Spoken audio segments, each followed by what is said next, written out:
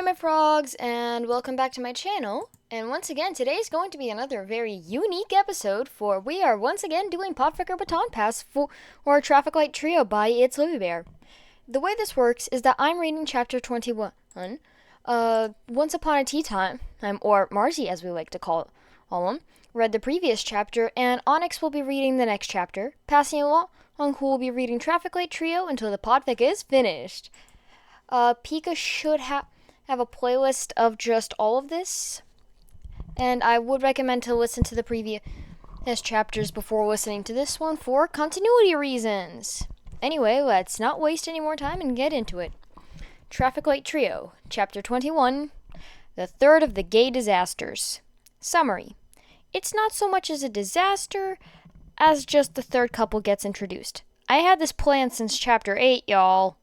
Oh, and before I forget, archive warnings are graphic depictions of violence. Please, for the love of God, if you do not feel comfortable with that, do not listen to this fic. I do not want my viewers to feel uncomfortable just to listen to a fic. Got it? Got it. Anyway, let's hop right into it. Adro was exceptionally glad that he wasn't dealing with what Denki and Izuku were in the whole boy situation. Like, Denki had Shinso, and that looked to be going somewhere. Not church, for sure, but somewhere. Izuku, on the other hand, had two boys sort of fighting over him, and he had no idea. And many potential crushes had him furiously red, but when it just went right over his head. It probably didn't help that Todoroki was definitely not taking Monoma seriously, and Monoma got way too flustered to do more than compliment the small green boy. But Adro didn't have to deal with any of that bullshit. Sure, boys were cute in general, including a lot of his classmates, but no one really made his heart flutter. They were just good to look at in the locker room and friendly, and if that didn't change, he was cool with that. Someone in their group needed to keep a cool head, and he didn't need to give Mina any more ammunition. They were studying for finals anyway, so it wasn't like there was much time to ogle boys. Izuku was being accosted by Mina and Denki, each of them begging him for help in various subjects, and a lot of the class was split between Momo and Bakugo. Speaking of, Uraraka was laughing up a storm. Cheeks, I swear, focus on fucking history. No, she gasped. It's just, look! She extended a paper to him, pointing out the specific spot that had her laughing. Adro couldn't help but watch, curious as to what it was. Bakugo barked out a short laugh and, oh. Adro swallowed, blinking. Bakugo was smiling? It was brief, but it was there, and his whole face had changed, gotten softer from the usual scowl. There was a light dusting of pink on his cheeks, like he couldn't contain with his smile, and God, his smile. It was an actual grin, and Adro had never seen anything cuter. Eh? He blinked and swallowed again, turning back to the group with no doubt wide eyes and a dopey smile. Yeah? What's up? Mina gave him a calculating look before narrowing her eyes. Whomst was it? I don't know what you're talking about. Who? He licked his lips and looked away. So, remember when you asked me if anyone made me smile when I saw them smile? She instantly turned her head to try and find the person smiling, but furrowed her brow. No one is smiling, he grinned. Guess you missed it then. Too bad. Denki snorted. Come on, Eiji, no way you're just going to leave us hanging like that. He shrugged. No way was he letting them hear it from him. Plus, he just liked Bakugo's smile. That didn't mean he had a crush. Ignoring the fluttering in his stomach that still refused to die down, it wasn't a crush. Izuku furrowed his brow and bit his lip, gaze sweeping the class. I mean, he was glancing to the front, not the back, so that rules out everyone around Momo's desk. Then we can take away all the people who regularly smile, and the girls. His eyes widened and he squeaked, turning to Adro. Really? Him? He shrugged. All I can say is his smile was really cute, but that doesn't mean anything. I just like his smile. Izuku looked so confused, trying to no doubt equate Adria, the sunshine stoplight, with the loud, brash, and downright violent Bakugo. Shit, Izuku, you can't just keep this knowledge to yourself. Adriel slapped a hand over the green boy's mouth before he could reply to Denki, looking him dead in the eyes. I will buy you ice cream when I walk you home today. Izuku considered it for a moment before shrugging, causing the other two to groan. Come on, Izu, eh? Mina pouted. We're not nearly smart enough to figure this out. Give us a bone. Izuku smiled sunnily. So, quadratics! They both groaned, and Adro snuck another glance at Bakugo. His smile was more of a sneer, but now that he had seen it, he could imagine it still on his face, and he sighed. Then again, maybe if it was this, it wouldn't be so bad. Finals were just a week away, and Izuku was on edge for every single heroics lesson, including this one. The teachers hadn't tried to kidnap him again, thank God, but he was still wary, and his friends were too. Locked around him protectively until it was clear the activity could in no way relate to hostage situations. Aizawa said that he would cover those after summer break, and Izuku was not looking forward to it. He led them to a gym, all decked out in their costumes inside. Right, he droned. Today we're working on hand-eye coordination, dodging and aim. We'll be accomplishing this quite easily by playing. He pressed a button, and the middle of the room opened up slightly, raising to a display a row of rubber balls on a clear line. Dodgeball.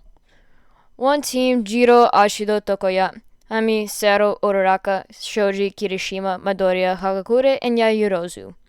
For those of you who do not pay attention, that makes the other team Ojiro, Aoyama, Shinso, Bakugo, Koda, Asui, Kaminari, Iida, Todoroki, and Sato. Izuku blinked at the teams. This seemed a little weird and stilted. On their team, they had three of the stealth and sound operatives. Hagakure would no doubt only be hit by chance and be an absolute dark horse. On the other team, they had pure destructive power of Bakugo Iida, who could probably dodge anything, and various others who had odd and helpful talents. This would be a weird game of dodgeball. Of course, Aizawa drawled as they split it across the gym. Quirk usage is allowed and, in fact, encouraged. Standard dodgeball, all rules apply. If you get hit, you sit out.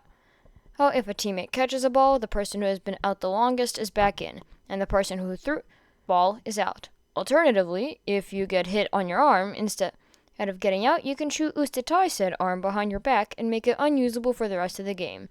Same thing applies to any extraneous limbs that can be effectively removed from the game. Is anyone unclear how the game is played?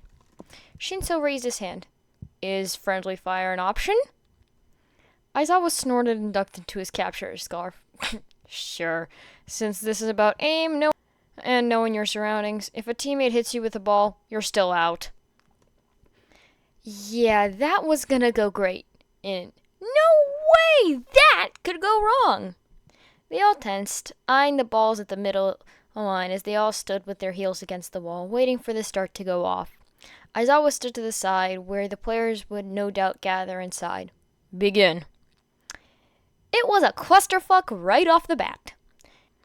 Anyone fast had dove for the center and just started rolling as many balls as they could reach back to the rest of their team. The problem with that was the fast people, which consisted of Iida and Izuku for the most part, were in the direct line of fire. Izuku managed to dodge the ball Bakugo hurled at him, but Iida was not so lucky and got pegged by Shoji's quirk and hard throws, sending him out. Since it hit him on his side and not his arm, he didn't have the option to stay as an arm. Shinso purposely dove in front of one of Bakugo's throws, deadpanning, how could you? And Kaminari avenged me. To which the blonde boy in question immediately hit Bakugo on his right arm. Shrieking, Bakugo took the penalty in place of getting out. Izuku's own team also lost several people, Sero and Momo being one of the first to go. Mina was sliding around and contorting her body to dodge balls, but otherwise just being a target for the other team. A distraction, she called it. Jito was also quick to go, but not before she caught out a ball and let Momo back in. Bakugo and Sue were probably the scariest people on the enemy team. Ojiro couldn't really get the best grip on the large balls with his tail, but he still managed to toss them up and spike them at people with it. Still, the Explosions user and the Frog Girl, long tongue and variable whip, were the two heaviest hitters. At one point, Tokoyami managed to launch a ball that hit Sue's tongue, and she reluctantly took the penalty instead of getting out. They weren't managing to catch any of the high-powered balls that were coming their way. On the other hand, Izuku was having a great time, fully green and dashing around, dodging balls, and occasionally launching them back. He was trying to get out Todoroki, but the boy just kept throwing up ice barriers to duck behind, and Izuku couldn't get a clean shot in. Sure, he could probably get the ball to punch through the ice, but that would also probably pop the ball, and Izuku wasn't sure if it would still count. Denki soon got out, his quirk not super helpful, but he used the time to talk to Shinso, and didn't really seem too upset about getting caught out. Hagakure accidentally taken out by Eiji because no one could see her on either side. Soon it was Todoroki, Sue, Bakugo versus Tokoyami, Shoji, and Izuku. On the enemy team, they had the handicapped powerhouse, the girl who could jump insanely high, and the ultimate defender. On their team, the best catcher, Dark Shadow could catch pretty much any ball, the all-rounder, and the power thrower. Shoji had incredibly powerful arms, and he knew how to use them. They had managed to hoard all but 2 balls on their side, the other 2 being hefted by Bakugo and Sue, but all 3 of them had balls at the ready. It was incredibly tense. "Come on!" Bakugo growled. "Toss your shitty balls already! We don't have all day!" Izuku pushed one for all to 9%, feeling the burn, and hurled 2 balls in quick succession. One to either side of Sue, and both a little bit up. On instinct, she tried to leap away, tossing her own ball as she did, but she leapt into a ball and was officially totally out. The ball went high, and in the confusion and flurry of movement, no one noticed it until it tapped Tokoyami on the head. He growled. I have let the darkness cloud my vision. Okay, no. This was fine. 2v2, and the chances of them getting anyone else in were slim since Bakugo would be the one doing the throwing.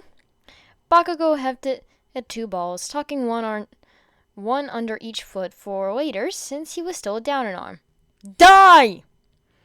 The explosion sounded loud in the large gym. Shoji dove for it, knowing that if it can get Mina back in, next in line as she was, then they'd have a better chance. Plus, if his ball were caught, Bakugo would be the one out, and it would be 3 against 1.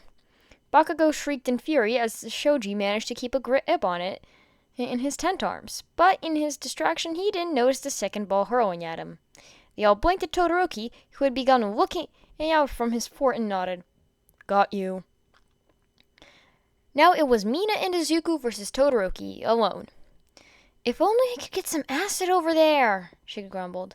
I'd be able to melt his ice. Izuku perked up. If you can concentrate your acetone and come out of a small part of your hand and make a funnel, it should shoot out. She frowned, looking at her hands. I mean, I can try, I guess. She held up her hand, furrowing her brow in concentration, and a gush of acid shot out, but didn't go nearly as far as she would have liked. Try making a funnel with your hands, like a hose. She bit her lip and complied, and this time the acid shot much further. Ha! She grinned. Eat this, Todoroki! The acid flung, and Izuku quickly picked up another ball as the ice started to hiss. As soon as he saw the red and white of Todoroki's hair, he lit up with one for all and threw it like his life depended on it. A solid and hollow-sounding thunk rang out through the gym, and their team cheered. clearly recognizing the sound of a ball hitting someone. Todoroki wobbled a bit, and Izuku couldn't help but dash over. "Oh my goodness!" he muttered. "Are you alright? Did I use too much? I'm so sorry. You're hurt. Midoriya." Izuku was stilled and blinked up at him. "You have nothing to worry about," the boy said. "I'm perfectly fine. I was simply startled by the impact." Izuku wrung his hands a bit more, biting his lip. "Are you sure? It's no problem to take you to Recovery Girl. I know the way." Todoroki shook his head. "I can assure you I was simply dizzy for a moment. I'm fine now." "Right," Aizawa interrupted. "And now we shuffle the teams and do it again. That was abysmal. Be more creative and stop getting hit." Izuku smiled at Todoroki one last time and turned back to face the teacher, just in time to miss the soft blush that overtook the boy's cheek. So, guys, that was Traffic Light Trio, Chapter 21. Don't forget, Onyx is doing the next chapter, and I will likely be seeing you guys in the next one. Bye!